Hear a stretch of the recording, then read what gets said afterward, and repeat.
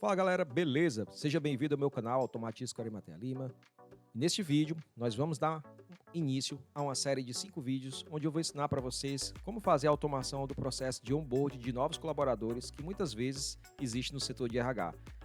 Geralmente, quando há contratação de novos colaboradores, o RH ele precisa preencher algum formulário, primeiro nome, segundo nome, informações do colaborador e solicitar equipamentos para a TI, para que esse novo colaborador, assim que chegar na empresa, ele consiga receber tudo aquilo que ele precisa para iniciar o trabalho.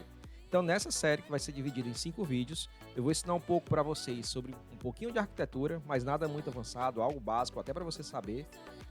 Um pouco sobre automação em Excel, automação nessa interface aqui web, que é um sistema aqui que eu desenvolvi aqui apenas para teste aqui, para a gente poder fazer, e automação em e-mail. Então fica comigo e vamos juntos aqui fazer isso.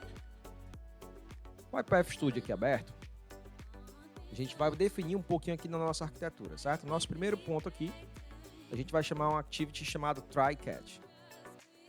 Vamos trazer ela para cá e vamos colocar ela aqui. Qual o objetivo aqui dessa atividade? Essa atividade aqui serve para trazer um pouco mais de resiliência para a nossa automação. O que quer dizer resiliência? O que acontece a partir do momento que eu estou fazendo a inserção de dados em um sistema web e de repente, na hora que eu for fazer a inserção desses dados, esse navegador não abre? A gente vai ter uma falha na nossa automação. E o que acontece? A gente precisa ser avisado de alguma forma. Do contrário, a gente vai ficar perdido e não vai saber o que está acontecendo, porque muitas vezes o robô é executado em um outro computador que não é o seu e você precisa ter ciência quando houver alguma falha. Então a gente usa ela e para a gente executar essa atividade aqui, dentro desse bloco aqui, a gente coloca todas as etapas que a gente espera que sejam realizadas com sucesso e por acaso, caso aconteça algum tipo de erro, esse outro bloco aqui ele vai ser inicializado e por meio dele, de repente, a gente vai poder mandar um e-mail para alguém que é responsável por atuar caso essa automação apresente algum tipo de problema. Então, com o try-catch aqui, primeiro passo que a gente vai fazer vai ser chamar uma atividade sequence. Nosso foco aqui nesse primeiro vídeo vai ser em focar, tá? Nosso primeiro passo aqui é em construir essa base inicial.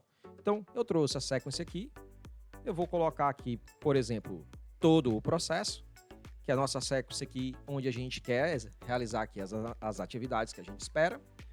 Aqui embaixo, eu vou trazer mais 2 sequences e vou colocar aqui dentro.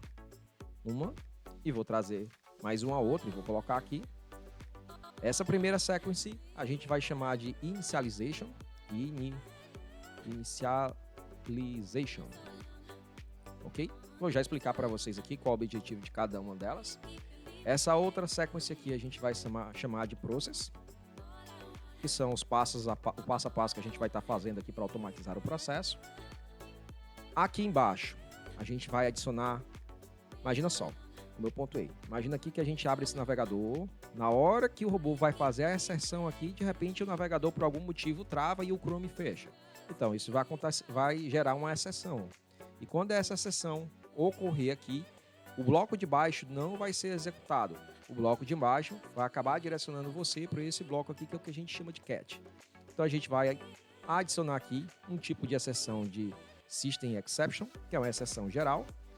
E aqui a gente vai colocar uma outra sequence e vai escrever o seguinte: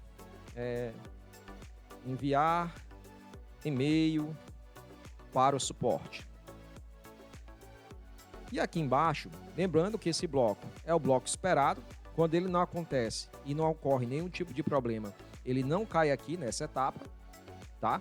Então, automaticamente ele cai nessa etapa final aqui, que é o finally. Então, dentro desse bloco, a gente vai chamar aqui uma outra sequence e vai trazer e vai colocar aqui.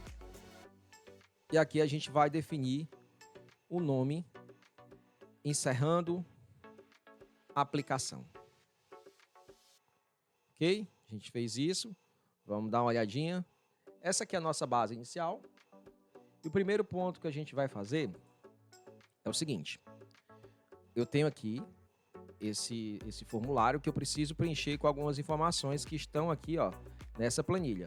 Eu tenho aqui o primeiro nome, o segundo nome, a data de nascimento, o sexo, se é masculino ou feminino, qual é o cargo, o departamento, número de contato, e-mail.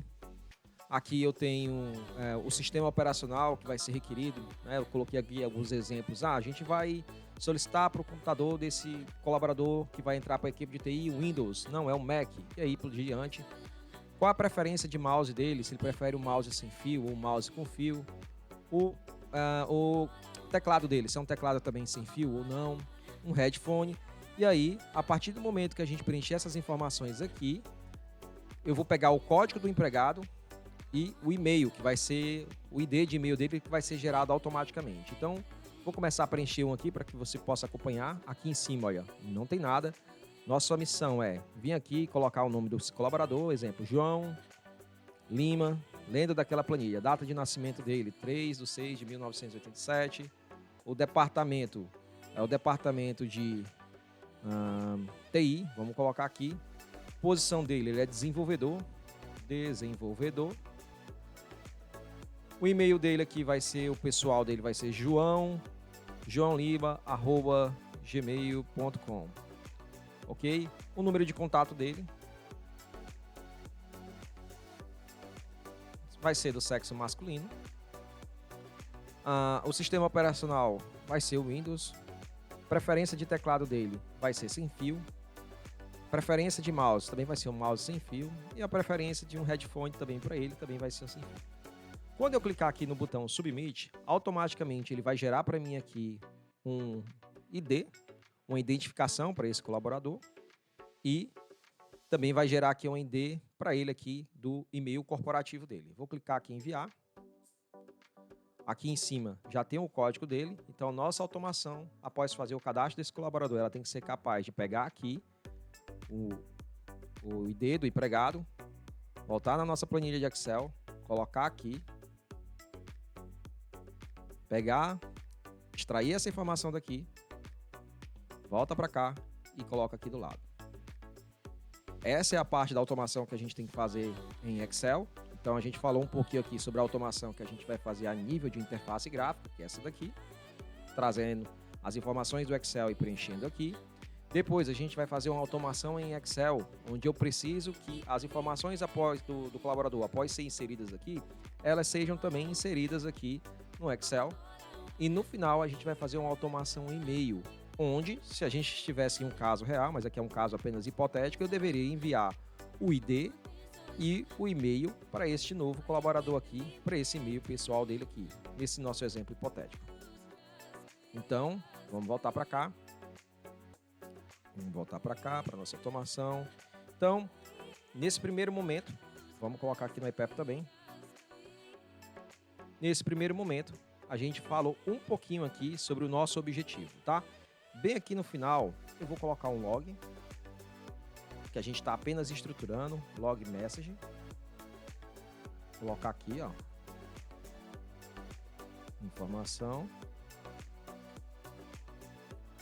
Encerrando a aplicação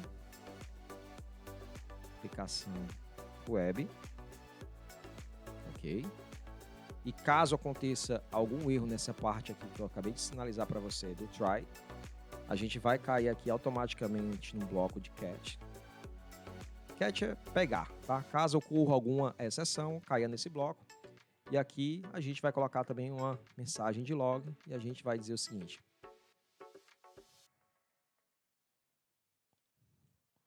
um erro não esperado ocorreu.